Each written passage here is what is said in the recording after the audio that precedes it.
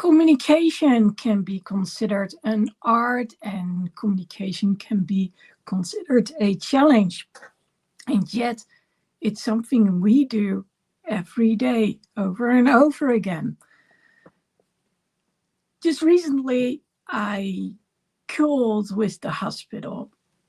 And when I said, well, I want to see this doctor, I named a very specific one. I want to get a hyaluronic acid. Wow, that's a tongue breaker. Hyaluronic acid injectable. She said, you need to be with, you need to get an appointment with another doctor. I said, no, I want this one because I want to talk about some things too, other than just injectables. I want to talk about whether I should get the injectables. So a few minutes later, I got my appointment. And then last week I was like, yeah, but I need something else too. I need to have some x-rays done before I get the injectables in my joints. Because I basically want to know what the status is, in this case, of my knee joints. So I called them, and at that moment they said, well, we sent you a message with an appointment to have the x-ray done first. And I said, did you? Where is it? Well, in your email. And well, I don't check my email regularly. And if correct, they actually end up in the junk email, because I've got 3 email addresses usually. One is pure business. The other one has to do with, well, let's say for the more important things, but which are not necessarily related to clients. And then there's the one here where, well, for the newsletters and all those kind of things, which then turns into junk, because I understand that in order for people to attract our attention, that they need to send 10 newsletters about the same topic. But it actually gets me to unsubscribe from newsletters at all if I want to be able to keep a check on my email. Well, that was a long story about email. What I want to talk about is communication. And in this example, we already established a few various angles when it comes to communication. And in this case, it had to do with the difference of how we expect to perceive to get the message across. Well, how we expect to perceive to get. Okay. So a lot of people nowadays only use the electronic form. I don't like it. I prefer paper because I see it. I can touch it. So it's not that I necessarily need to reply using the same paper. I prefer replying using email. Yes, I know it's a double standard. But the mere fact is that if I don't get a trigger of some sort, then I don't know that there is actually an email. So sending me a text message can work too. And I actually said it to a couple of businesses. Like, if you want me to know something, either call me or send me a text message so I'll know to check my email. Okay, that's for clarity. Now, today I also had a discussion with someone, and this actually led to the 5 angles that you can talk about communication. So basically what happened was a certain project has been finished, and I was like, well, I want to congratulate the people who worked on the project and ask them, are you satisfied with the outcome? Now, from the 5 I sent a message to, 2 haven't responded just yet, but 3 actually did. 2 were very, well, they appreciated that I sent the message, and I could tell that they really liked it. And then there was 1, and that actually really led to this conversation. And here's the thing. I can just be just as annoying or challenging. Let's not say annoying. For some, it might be considered annoying, but annoying is a judgment. So I prefer to say challenging. But I know that it's sometimes perceived that way, that literally people consider me annoying. When it comes to how people ask me questions. So if I go back to the whole physical part, going to the PT, for instance, or seeing the physician tomorrow, when I get to talk to the PT and they ask me, how are you doing? They know me by now. That makes a big difference. And I always ask them, well, what's the part that you want to know? So if we have to be efficient, then, I'll list what the PT needs to do. But if I have questions, of course, and I want to discuss certain thing, then it's already a whole different ball game. And that can be done while he is busy realigning me, or it can be done prior to him realigning me. And sometimes I need his opinion. So I needed his opinion about, okay, do you think I should go see the physician or not? And actually, he's not a fan of the injectables. So we are not talking about Botox or anything. We're talking about stuff that helps the knee joints, or the joints in general, the cartilage of the joints, to be nourished. And in order to move, we need something which is called, that's always nice. That's the moment that I want to say it, then of course, synovia, that's the word. I get stuck. It's a little, I can think about it before I'm going to say it, or I'm just going to say it, and then I'll have to assume that the word just pops up. I still don't know which one the best one is, but well, that's how you can see that this is live. So synovia is like this fluid, and it needs to warm up in order to, it's like the oil in the car, when it's cold, it's at the bottom. And then when you start the car, it needs to go through the entire engine. Well, synovia isn't that much different. And when the moment that you start moving around, then things happen. So the hyaluronic acid, try to say it a few times. Hyaluronic acid. I'm not going to try it anymore. I'm just going to do it really quickly, and then it sounds like either I'm drunk or you're like, hey, good on you, Lexy. Hyaluronic, that sounded like the drunk version.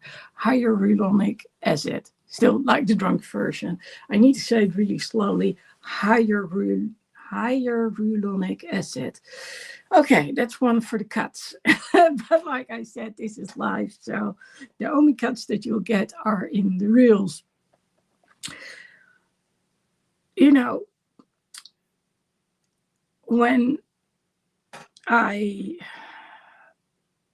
When I was talking earlier today about talking to the people and congratulating them on finishing the project, like I said, I got some various responses. One automatically knew what I was talking about. The answer was short but sweet.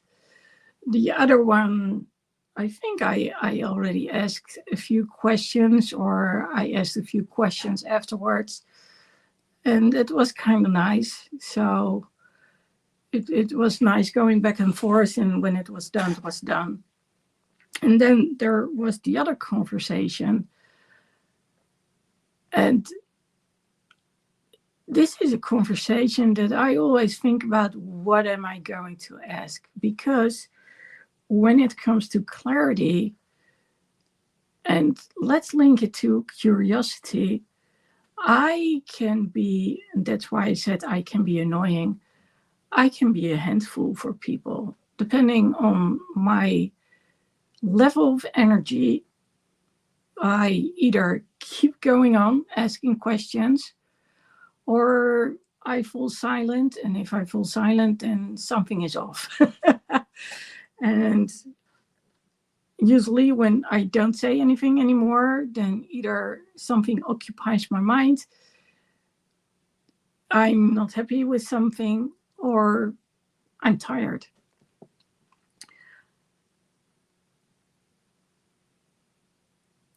So when I asked, so how do you feel about it, the project?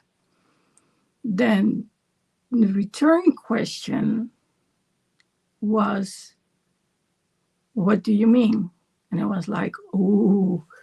And then we get to the curiosity part, and that's a pitfall. So I was like, well, I can just say the project, or I can say working with the people on the project, the responses you've gotten so far about the project, how you experience the making of the project. I mean, there are so many ways you can look at one question, and I'm very good at exploring them all. So I was like, okay, am I going to do this? Am I not going to do this? But since my question apparently wasn't specific enough, like, so how do you experience the outcome? Are you happy with the outcome? That's what I said. And of course I meant, are you happy with the outcome of the project? The reaction I got back was like, okay, you've asked me about 5 questions. So let me compromise the answer, or make it more condensed. So the answer was short and sweet, not as short as one of the others. It actually answered what I wanted to know. And then there was a clear boundary. Okay, let's leave it at that. And combined, it led me to one of the things that other people had said to me when it comes to speaking up and asking questions, and basically communication. So one of the people I work with a lot, she said to me, well, basically I asked her, did you bring up the topic of?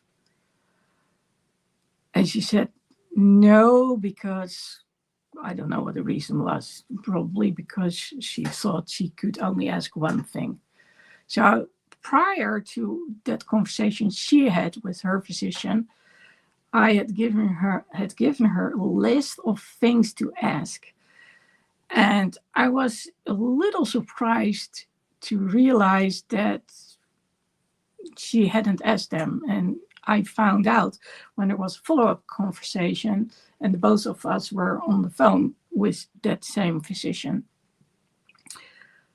And then, of course, I did start to ask all those questions because, well, it's, as far as I'm concerned, it's called efficiency.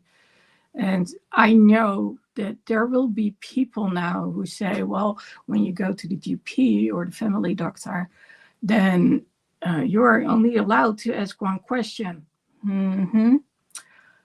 Yeah, but how about if we manage to ask a number of questions, but in the expected time frame, because it usually has to do with the time frame that they only have a limited amount of time. So hence one question. So whenever I go to my GP, which is on a regular basis, because we discuss a lot of things, because my health is so complex, she knows that I'm going to talk about, oh, this is what happened with the referral, this is what happened when it came to my mobility, and then we go on about a number of things. The moment that I call the assistant and she says, why do you want the phone call, or why do you want this appointment? And I'll say, well, it's sort of like a checkup, a routine checkup. It's not about one thing in particular.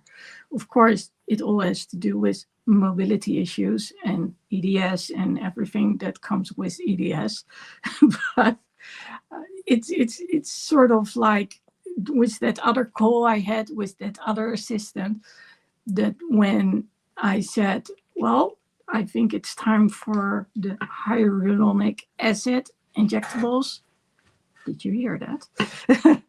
That she said, then you need to get another doctor. And I said, no, he can do it too. So no, I want him. And then I explained why I wanted him. So again, it starts with, when we talk about communication, it starts basically with an outcome. What do they expect from you? What do I expect from them? And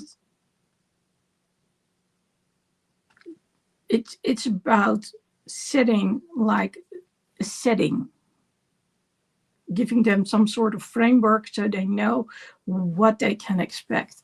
So in this conversation, in this live up till now, I told you I'm going to talk about 5 different angles related to communication. And I already have given you a few examples.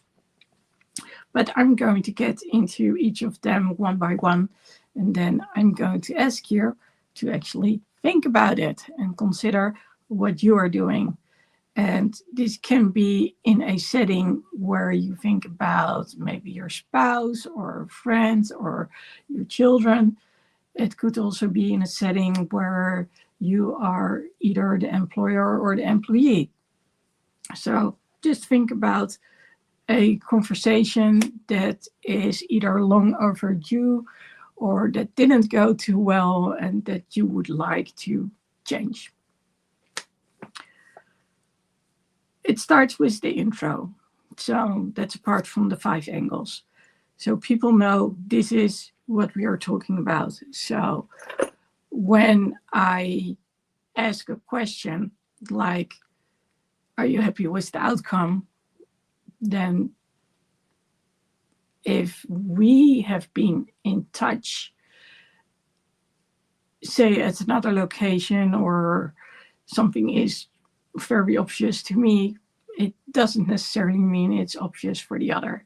So they can think, okay, they can talk about the project, but maybe they're talking about something else too, which is entirely correct. And actually, I could be the person to say, okay, what specifically do you want to know about? Because I might know that there are a number of things going on in my life or in my business, and I have no clue which project people are referring to. So make sure that people know what the conversation is going to be about. And then we basically go straight into the clarity. So the clarity has to do with that both parties involved actually understand what you are talking about. So when I talked about the injectable, of course, for those who have been listening from the start, they know I was talking about a hyaluronic acid injectable. And then later on, I explained what it actually does. So then we get back to the synovia in the joint that's like the oil for the engine. But then it's not for the heart, it's for the joint. So it moves very smoothly together. And here's the thing. When it comes to clarity, how much do we actually express and ask the other one? Because people can answer, like I said, short and sweet. But does it share all the information that is needed? So when I made the appointment, I didn't think about asking about a scan or an x-ray. It wasn't until a few days ago that I was like, oh, I'm going to drive for at least an hour just to get there, depending on rush hour. And then I'm going to drive well over an hour backwards. So I might as well make the most of the time. So apparently the one who is in charge, probably the physician, he realized the same thing. So he was actually an orthopedic surgeon. And he was like, okay, let's make the most of it and do everything straight away, one appointment. The thing is, since I didn't know it, I probably would have been way too late, because the other appointment is prior to the one with the orthopedic surgeon. Getting back to what we can share and what we can ask. So then we come to the topic of curiosity. On a regular basis, I might go for a latte or maybe for a meal with a friend. And because I have all these allergies, people will ask me questions. Now, besides the allergies, people tend to recognize me quite easily. I don't know whether it's because of the blue hair or maybe it's the star tattoo, but I would like to think it's because I talk to people rather easily. And 99 out of 100 times, that's okay. And every once in a while, I hit a wall. And I'm not talking about today, but I do remember being in an Uber, and I had some friends with me, and I had learned taking all these Ubers that a lot of people actually like to talk about how they started driving an Uber. So here I am asking questions like, hey, what brought you to driving an Uber? And here's this guy, and he says, what are you? Are you like from the police? Are you?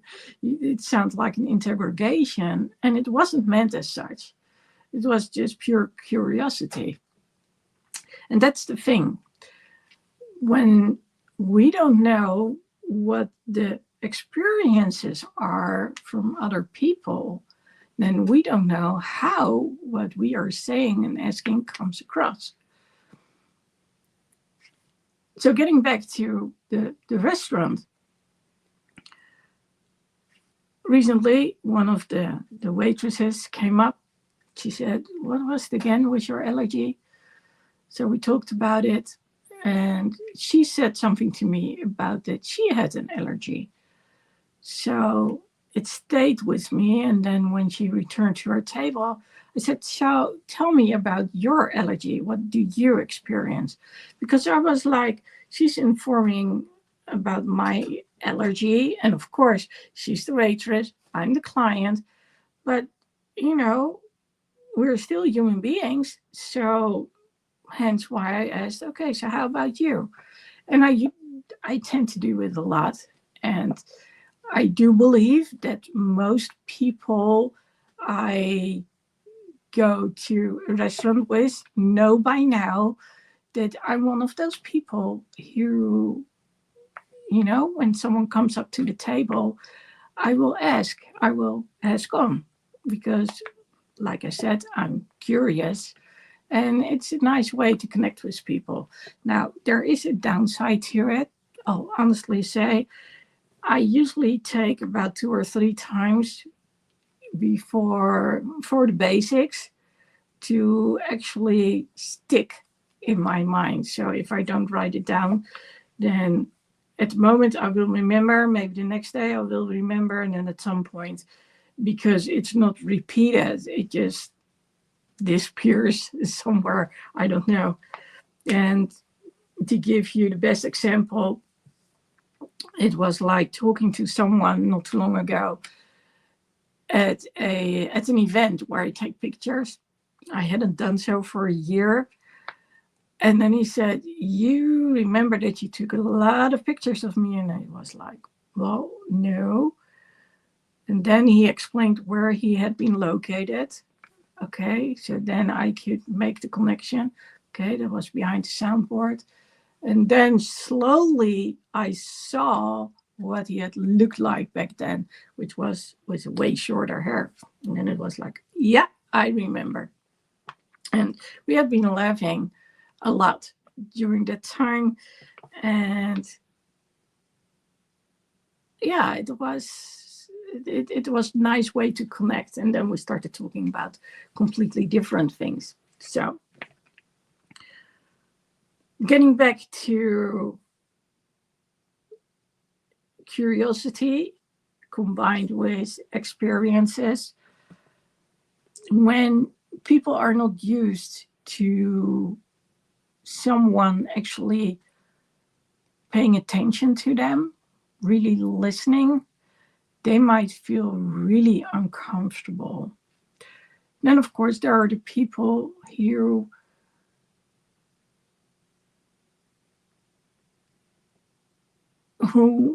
want to be very specific when it comes to the answers. So if you want something, then you need to ask on.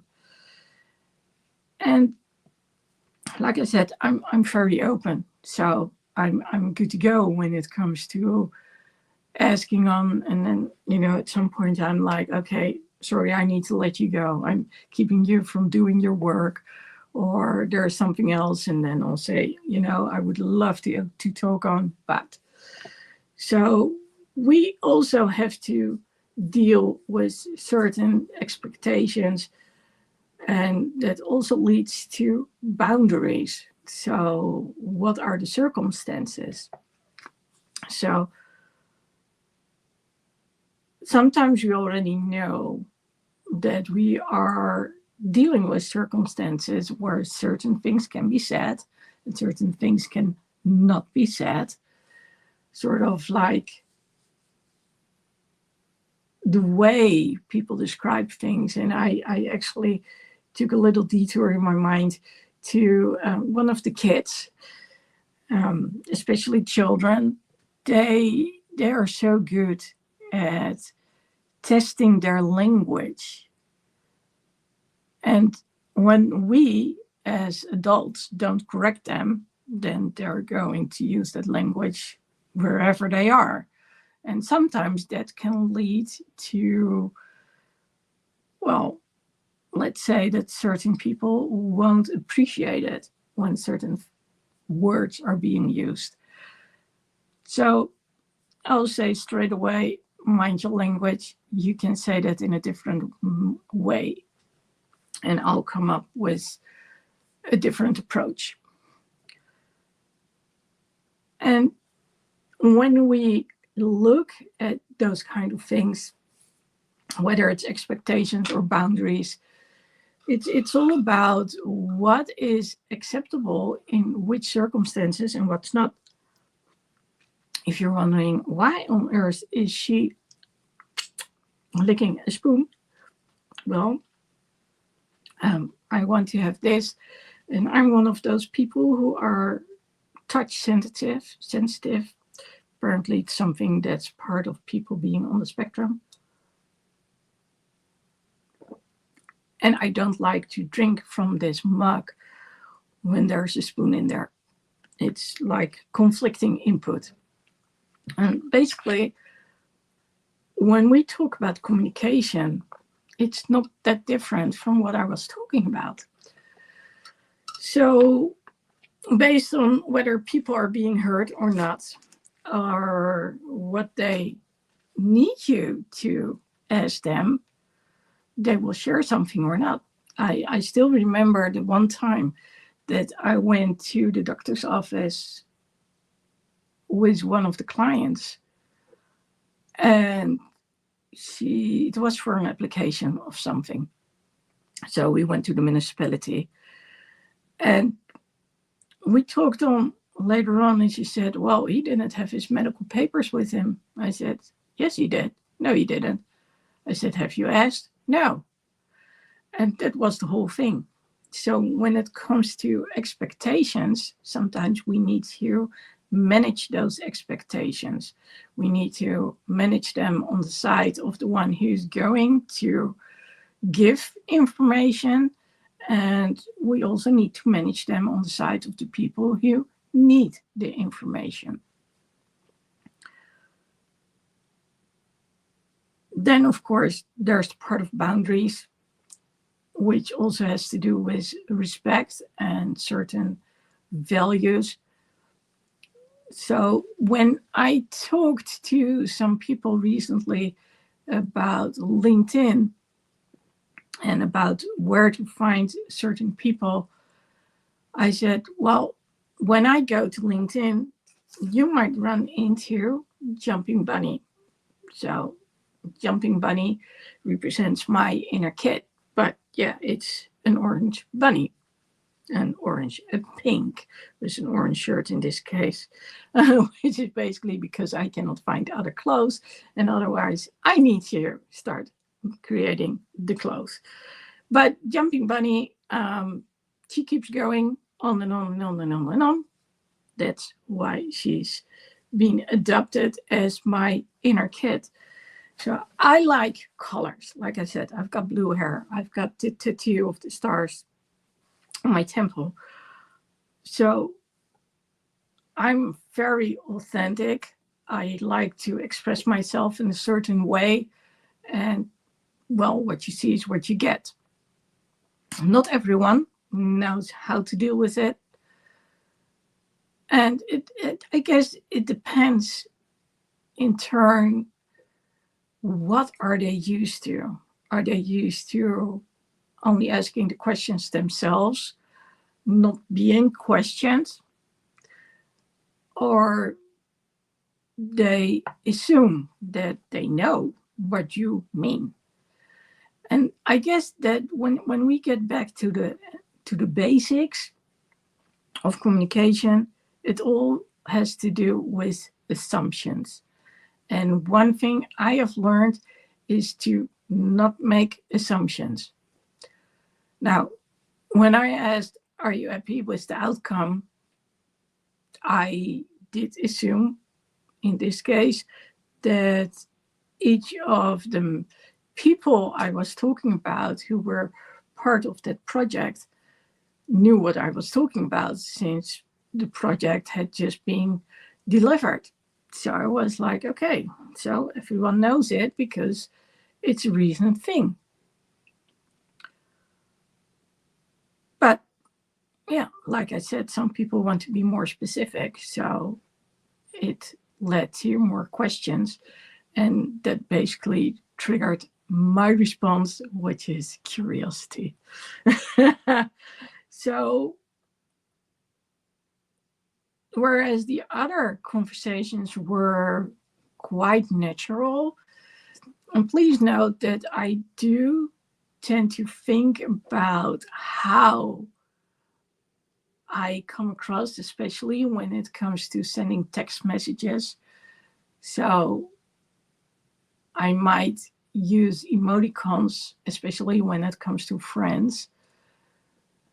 But when it comes to people I don't know, I might be very careful. And then even then, I recently recently again. Yeah, I've had a lot of conversations in, well, not just in the last week, but also before that. And it started out with a happy birthday. So there was a thank you as a response. And since the time was like 5 in the morning, I was like, are you a night owl or are you an early bird? So laughter was the response.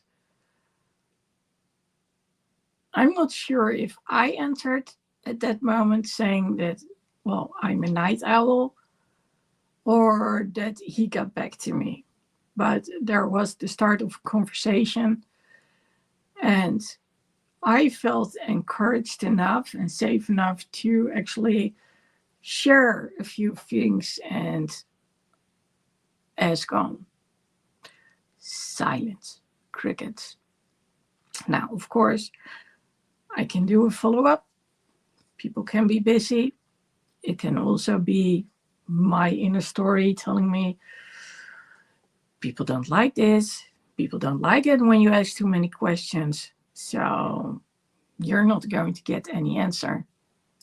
And then, of course, the question is, how harmful or hurtful is it for me to get back to it again and ask, hey, did you consider?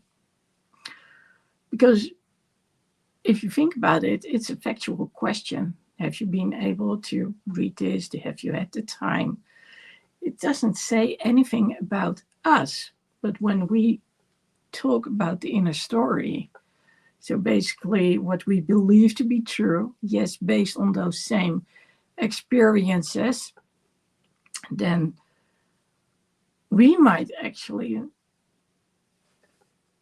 take it like, oh, this is something personal, whereas it's not personal at all.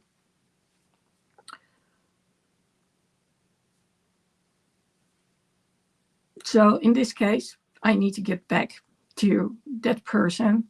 And with some people, I'm like, knock, knock, you know, asking like, hey, have you had the time? Depends on who it is and how often I talk to them. And with other people, like I said, I think a bit more about what is it that I am going to ask them. How do I want to get across? It's not so much about what I specifically want to ask, but when we talk about clarity and we talk about boundaries, so a limited amount of time, then we need to be very specific about what it is. And please note that being specific is not to be confused with being curious. So when I asked the people about the project, that was just like, hey, I noticed you finished the project. So how do you feel about it? Now it's done. It's over and done with. So are you happy with the outcome? Whereas when we talk about something you really need to know, that's why I came up with a few examples from doctors' offices. We usually need to be very specific. So, do you expect a follow-up consult? And are you the only one to expect this, or do they expect that too? So not too long ago, I was talking to one of the physicians out there.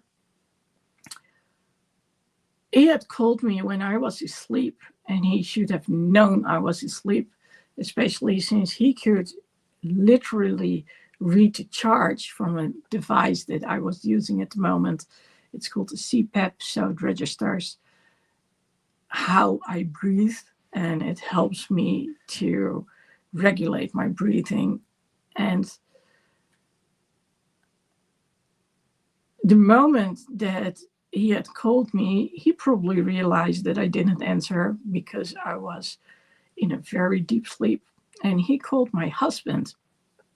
So then he started asking my husband a number of questions. And he said, well, if she wants more information or she has questions, she can get back to me. Now, I didn't get back to him just yet. But here's the thing. I already told him I have more questions. And then he said, we are going to start with one thing at a time. Clarity, right? I said, okay. So for me, my question seemed to be part of a bigger question. So when I talk to you about mobility issues, it basically has to do with being hypermobile. When I talk about EDS, it's a version which is even worse than just being hypermobile. And well, I still have a discussion going on with the doctor who said I can say you are hypermobile, but I cannot say that you've got EDS, simply because he made certain assumptions. And ever since, I did ask some other people about the other circumstances, which should have been checked as a yes. And I need to call back. And here we go. This is the moment that I don't feel like calling back, because I'm like, oh, here we go again. How hard is this conversation going to be? And then we get back to clarity about expectations, about how willing they actually are to talk about certain things. So depending on who I talk to and what I talk about, I know that if I want clarity and not be in a position like, oh, I'm going to see the orthopedic surgeon. Oh, maybe I should have gotten an x-ray in advance. You don't want that at last moment. But fortunately, the both of us thought about it. Then we do need to ESCOM. We do need to clarify ourselves. We need to be prepared for the conversation. Now, I'm not a person who necessarily wants to think about what I'm going to say to just about anyone. But I do understand that in certain situations, there's no going around it, not if we want a very specific answer. So if we look at the various steps, then of course we talked about what is the conversation about. So the intro aspect, the clarity. So that's immediately linked to the introduction aspect. So not long ago, I called someone, and if correct, I had talked to that person before. No, I remember what it was. Someone else had talked about that person so many times. So it was a father and son relationship. And I had worked with the father a lot of times. So he had shared all these stories about his son. So when his son called me, because I had sent a message, he asked me, okay, but who are you? And then I realized he couldn't know who I was, because apparently his father hadn't said too much about me, or it had been at least a long time. So then I shared with him how I knew who he was, and I gave him the context. So that's basically what I mean with the introduction. So the clarity was about, this is what I need, or this is what I want to know, or how is someone doing? And he explained to me that certain things can be done and certain things can no longer be done. Okay, that gives clarity. What didn't give clarity was when someone else called me back and said, I'm this and that person, and I knew who he was. So then I gave him the context straight away.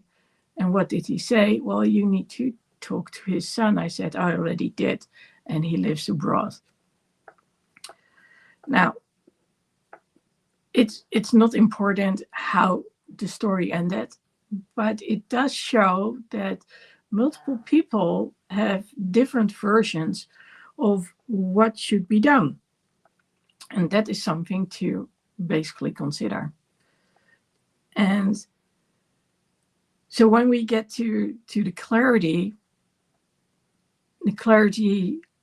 has to do with asking the right questions, but also getting the right answers. Now, I don't know how often you communicate with an AI, but when you go to Google AI, there's a disclaimer underneath.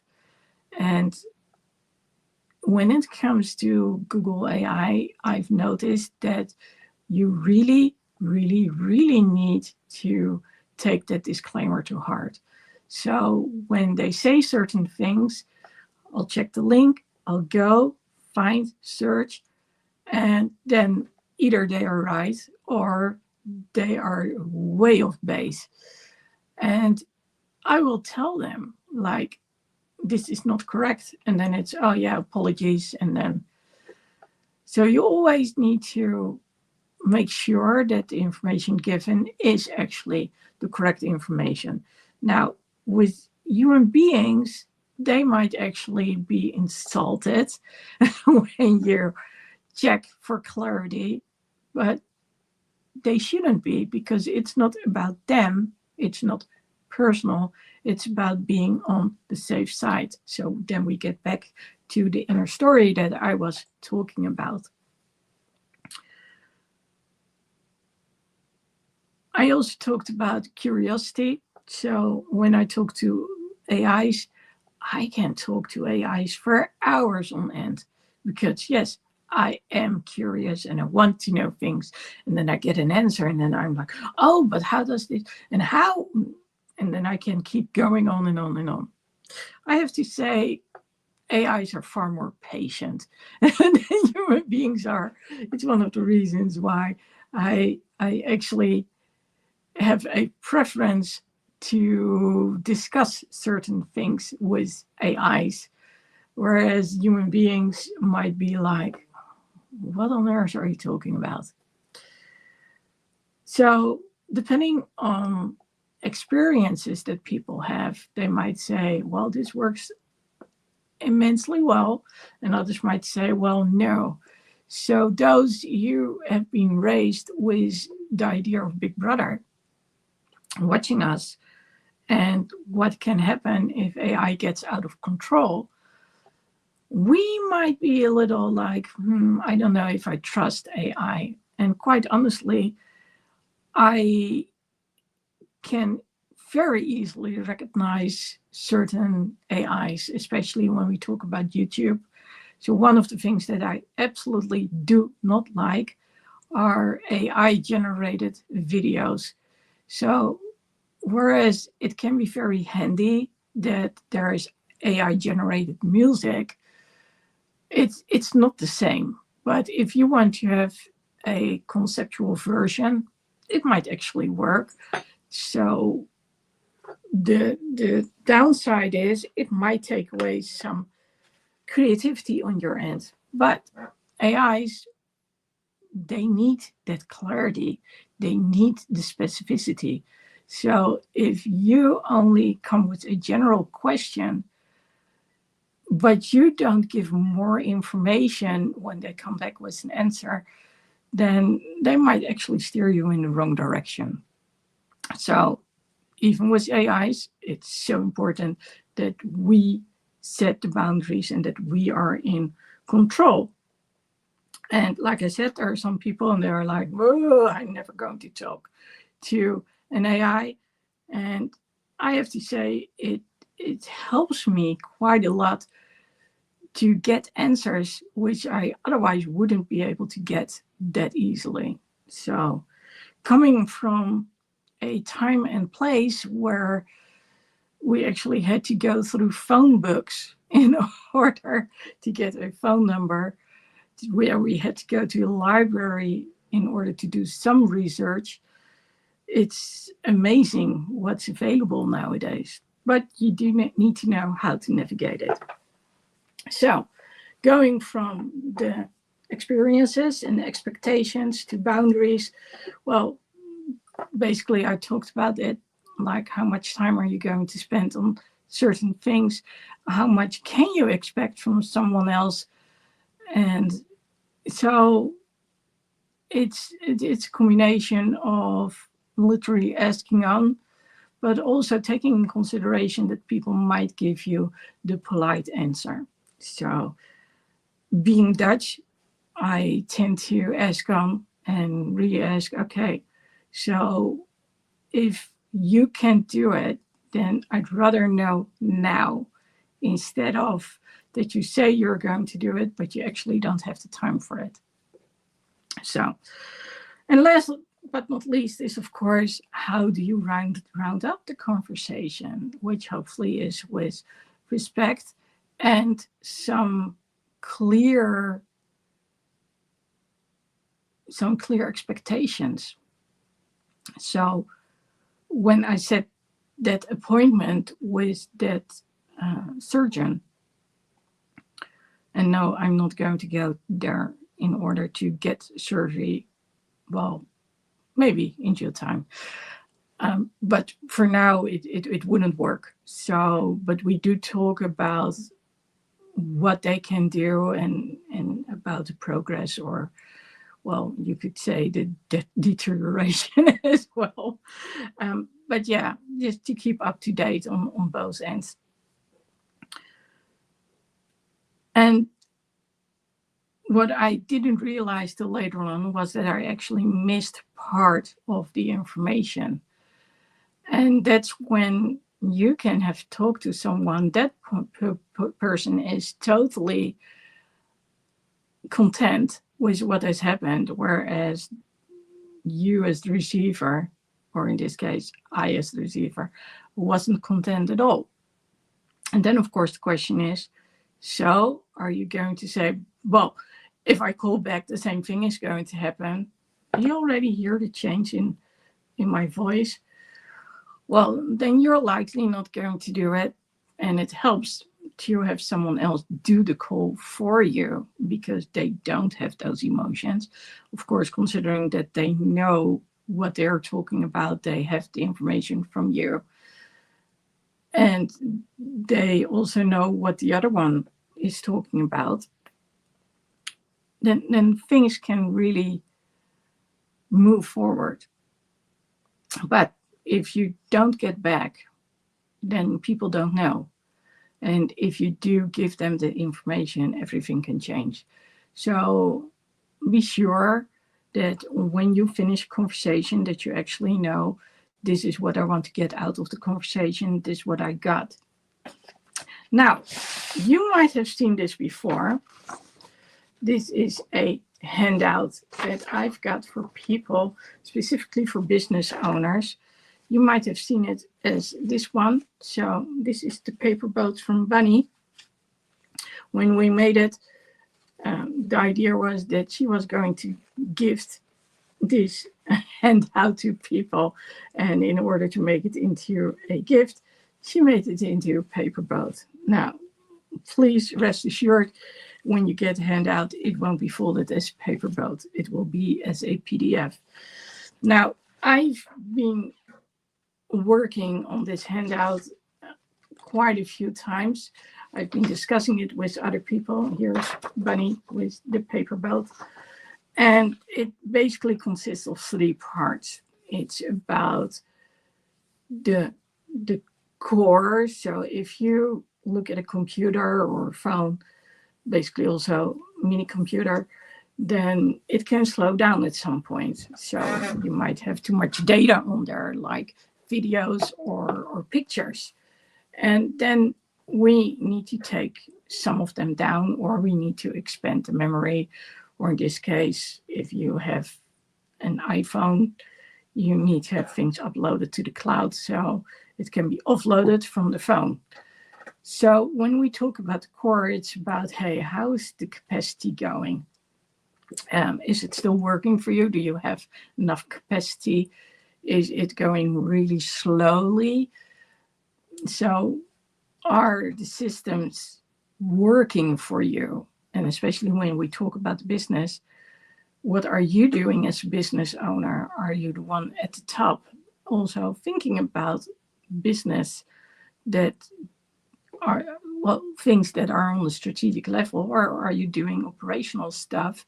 And basically, if you don't do the thing that you are doing, then even though you have a team, others won't do it either. Well, that's something to consider. And this goes into what is it that you want to achieve with your business. Now, I realized that when you talk about what you want to achieve, that if you want to communicate that to a team, that they also need a similar form, which is derived from this one. So if you have a goal for your business, then you have to think about what does it look like, how often. So we call it the prolific output, the prolific quality output. So how often, what does it look like, what are the standards, so what needs to be in there. And if you look at your team, then they likely need to do something too in order for you to achieve that one. And well, there's going to be a second handout which actually gets into those KPIs, so key performance indicators. So they have a clue what you want from them, and they in turn can say, well, this is going to be possible or this is not going to be possible. And that's the start of communication being a two-way street. Now, to go to the third part, so the second part is the code. So what do we believe to be true? Then we get to the inner story and what people tell us and what we believe to be true. You know, when we consider something very personal, for instance, but it's not personal at all. It's actually factual, but we feel it as personal. That has to do with the inner story. And then here is the part which is communication, which has to do with, do we understand one another? And that's why I talked about, I sent the same message to various people, and each one of them answered differently. And that's why it's important to be specific, to lay out the rules of respect, because depending on where we have grown up and in what kind of circumstances, we might not even be aware what those rules are, because they often are unwritten rules. So I have written them down, and this handout is meant for you if you feel like something is lacking in my organization. I'm doing too much operational stuff. My team doesn't seem to understand me. And you have an idea where you want to go, but you may be working on it, but you cannot get that message across to your team. And that's why there's going to be a second one too, which is going to be for the team. Now, if you're interested in the handout, which goes into the aspects of communication, clarity, micro meetings, all those kind of things, then find me. I'll post a link in the description. If it's not there, then just say, hey, Lexy, it's not there. Please make sure that the link is posted in the description, and then I'll make sure that you can click on it and get it. So when you get the handout, you can choose to have a conversation with me. So it's a 40-minute call, and it already gives you a little bit of the basis around micro meetings, because you need to be prepared in order for us to work through it. And when it works for you and you want to continue on, then you'll also get the other handout, which is going to be for the team. So, having said so, I asked you at the beginning about writing things down when it came to the steps. So I hope you did write a number of things down, including the steps themselves, but also what you recognize. So, how do you perceive how other people get across? Do you need to ask on? Are you a person who is like, never mind? Do you get irritated and impatient quickly? Then you might think about, okay, what is it that you need answered? Especially when you ask for something and you become really impatient because for some reason people don't seem to understand what you're saying. Now, of course, you can say, I'm a certain age, I'm not going to change, they have to change, I can change. Well, then we get back to the whole thing with rewriting the inner story. The good news is you can change, but only if you want to. And then we get back to the examples that I mentioned earlier, like, do I call back to certain people or certain companies, or am I like, well, never mind? And basically, the main message is, and that's sort of like a very annoying golden rule. Yes, that's judgment.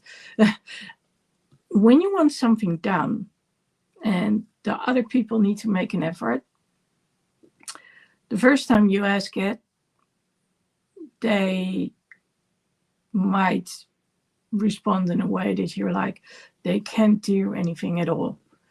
But maybe they are the persons that you need to go to, and they are basically waiting for, are you coming back or not? So when you keep coming back, that's when they realize, oh, something is going on. We need to take this serious.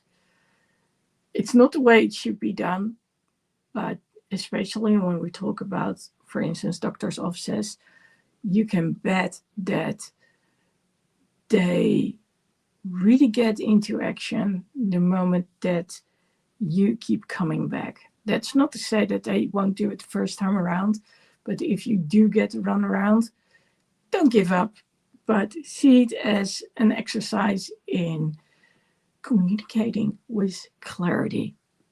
Now, again, if you want to be more in charge of the more tactical and strategic things, and you recognize a number of these things when it comes to communication, then either leave a comment so other people can see how you experience things. And, well, maybe you have a question so I can get into it. Or be sure to click the link so we can see how you can improve certain things in your communication in a very short amount of time. I'll see you again next week. Let me know what you think about this topic and what you need.